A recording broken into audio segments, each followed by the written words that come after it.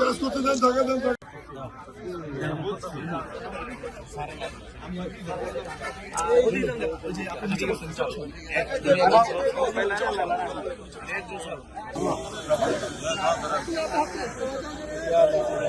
জনস্বাস্থ্যের ক্ষতি হবে না এমন একটি জায়গায় গিয়ে বা ময়লার ভাগানের জায়গাটি করতে হবে। এ ব্যাপারে আমরা ইতিমধ্যেই সকল পৌরসভা এবং সিটি কর্পোরেশনকে নির্দেশনা দিয়েছি। এবং আপনারা জানেন যে গতকাল কক্সবাজারে ২০০০ এলাকায় মাননীয় প্রধানমন্ত্রী এই যে বিএনপির কর্মসূচি ৫ বছরে ২৫ কোটি বৃক্ষরোপণ, যেটা এবছর আমরা ৫ কোটি বৃক্ষরোপণ করব, ওখানে উনি একটি বর্জন গাছের চারা রোপণ করে জাতীয়ভাবে এই কর্মসূচি উদ্বোধন করেছেন।